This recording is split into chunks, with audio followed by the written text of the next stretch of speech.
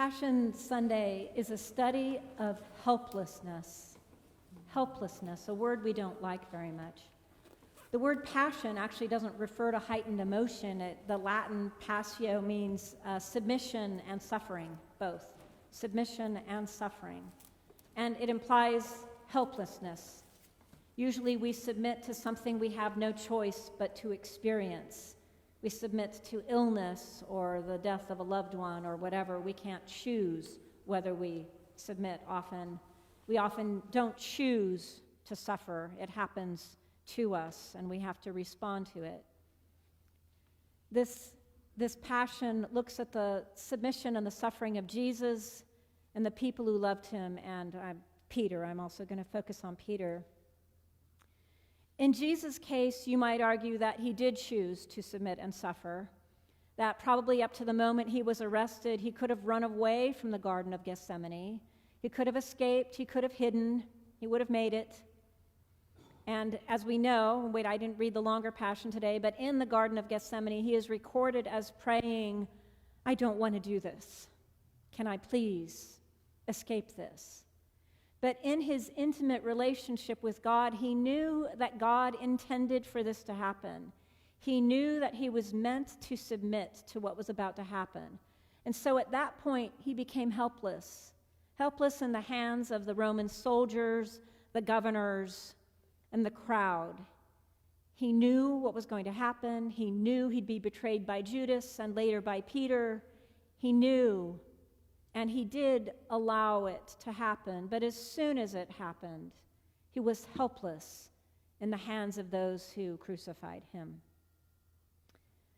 He experienced humiliating treatment, and out of that humiliation came his humility, his willingness to submit to the will of God, the humility that grew in him when he recognized that he was being falsely accused. He didn't do any of those things they said he did.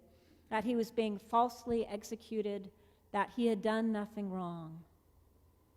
And out of that humility was born his complete oneness with God. He experienced the perfect humility where his whole humanity was given over to the will of God. And in a few days, we'll look at what that looked like. But there is also the helplessness of the women and the people in the crowd who did not want this to happen to Jesus. People who were his followers, who knew he was innocent of crimes, who did not understand that this was meant to happen. And there they were. Really, what can you do as onlookers, as a Roman army is trooping past you? Can you take on the Romans? No. They were helpless, powerless, unable to do anything to help Jesus. Think of that last line of the gospel, and the followers, including the women, stood back, watching what was happening, watching the last breath of Jesus on the cross. Imagine their helplessness, waiting until they could do something, the only duty they thought left to them, which was to bury him and embalm his body.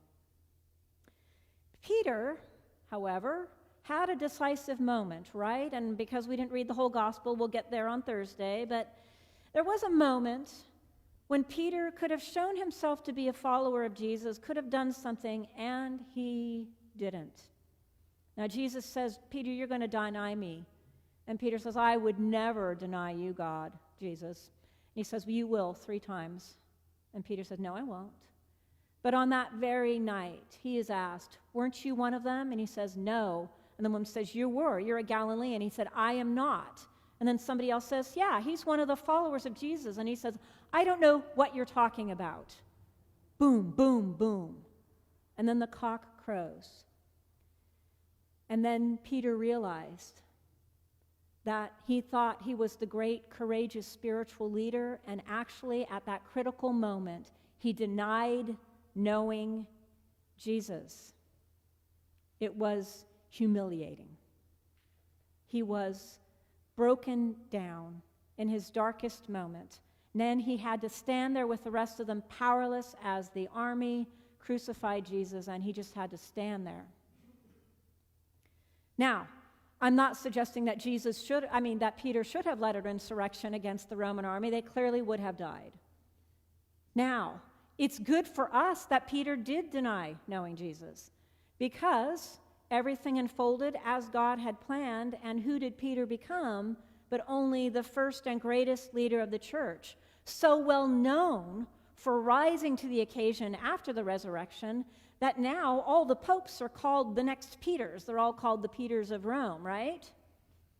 He is that well regarded for turning around later when his time came and witnessing to the risen Christ, and was subject to arrest and beating and eventually the same end that Jesus had. In that moment of his humiliation, he experienced helplessness, but also humility, recognizing that he wasn't the great follower of Jesus that he thought he was, Jesus' best friend, that actually in a moment where Jesus needed somebody to be by his side, he got afraid, like any human being would have, looked at the forces arrayed against Jesus and said, I can't take that on, it's too big for me. I was rewatching the movie done by Netflix called Two Popes, and it is about discussions between Pope Benedict XVI and Jorge Bergoglio, who became Pope Francis. He was an Argentinian bishop and then cardinal, but long before that, when he was 36 years old, he was a Jesuit priest in Argentina at the time of the military takeover of Argentina. There was a civil war going on in Argentina, and you probably remember from the 70s that people disappeared. 20 to 30,000 people disappeared off the streets of Argentina. Lots of priests and nuns were getting shot at the time. And Jorge Bergoglio was put in charge of he was the provincial leader, I've forgotten the Jesuit word for it, who was the provincial leader and the rector of the seminary for Jesuits in Buenos Aires. He decided to protect his priests. So he spoke to the military leader, the general, and said, could you just leave my priests alone? And the military general said, yeah, if you burn all the Marxist texts and all the liberation theology and you stop telling the poor to rise up against us. Well, some of his priests opposed him, and some of those priests got arrested and tortured. They were eventually let go.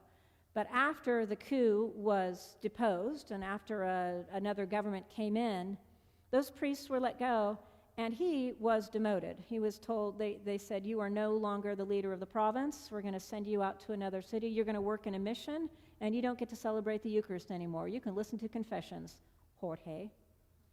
He was humiliated. He recognized later, he said he learned in those 2 years sitting out there in a mission that he'd been a very poor leader, that he was autocratic, that he made swift decisions without ever consulting anybody else, and that his priests had wanted him to fight against the overwhelming military powers of his time. Now, none of us can say what would have been right, what would have been wrong. He was trying to save some priests in order to lead the people of his country. And that is what happened. They survived and were able to do that. Well, fast forward, all of a sudden, he's this, kind of unknown cardinal from Argentina, and he's getting wooed by Pope Benedict XVI to be the next pope. He thought it was an insane idea, and he said, I can't because of who I was, because people think I really failed at a critical moment. I was such a lousy priest, such a lousy follower of Jesus. But what happened in that humiliating moment where they demoted him, where they basically said, bye-bye, you did such a bad job, was that he learned. He listened to, all he was allowed to do was listen to confessions, so he listened to a lot of people talking about their failings, became very aware of his own failings, and he said, I learned how to lead in a different way by delegating, by listening to other people's ideas, by asking people to help me figure out how to lead. And he also gained a tremendous heart for the poor, so much so that when they made him a pope, he made sure to get rid of all the rich trappings of the office, to live in a 2-room apartment instead of the palace of the popes, to not wear the fancy robes, to remember where he came from. So his time of helplessness first against the Argentinian military junta, and then his time being stuck in a mission. Those times of helplessness led to humility, a humility that stripped him of the pretenses of the great priest he thought he was, and brought him to a new understanding of how he was supposed to minister to other people. Helplessness is not hopelessness. Helplessness leads to humility, which leads to our turning to God, because we recognize we are not in control of our lives. The best example that I could give us for our lives is COVID. A little over 2 years ago, I was sitting in my office on March 14th saying, well, we have to close the church, but I bet we'll be open by Easter. 4 weeks later, Easter, do you remember that? I mean, and then the bishop kind of telling us we're not opening up for Easter. I mean, I was shocked. We didn't open up for Christmas either. I thought it was over. Think about what happened to us. We couldn't go to school. We couldn't go to work, not most of us. We couldn't go to church. We couldn't visit our families. We couldn't socialize in the way we were supposed to socialize. Everything got pulled out from under us. Everything. And some people felt hopeless. But most of us, especially people of faith, felt helpless. I remember thinking, I just have to do this. This just has to happen. Church is now Facebook. What? And I will not see anybody in person for weeks on end. I will be in my home. And here was the interesting thing about those masks. I don't know how many times I heard people say, I'm not just wearing the mask so I don't get sick. I'm wearing the mask so you don't get sick. A number of people said that. We are an unusually self-oriented country, I would say, compared to other cultures. And yet, this country, this county, this state, this country, a lot of people, not everyone, I don't want to go political on this, but a lot of us just, I'm going to wear a mask because you need me to wear a mask for your sake. That's pretty striking. Out of our helplessness grew a sense of humility. This, right, we all said, this disease is too big.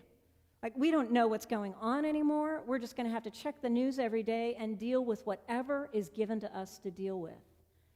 But then, like the women waiting on the hill, we kept waiting. What are we going to do when things get better? I don't know how many times people ask me, how will church be changed when we get back? I'm like, I don't know, because we're not back. It's just going to be whatever it is. We submitted to the moment. We submitted to this illness that we couldn't do anything about. We submitted to whatever the latest restrictions were or the things that were opening up, and we just said, okay. But we came to a new understanding, which is that we're really not as powerful as we think we are. And yet, we can learn from the women and Peter and Jorge that there are times when we're going to be stuck without anything we can do, and it's helpless. But it's at those times that we turn to God and pray, when's it going to get better? What can I do? What do I do in this time when I can't do anything? Because at some point, the risen Christ is going to come to us and ask us this time not to back down, but to be a witness to his risen presence in the world. Amen.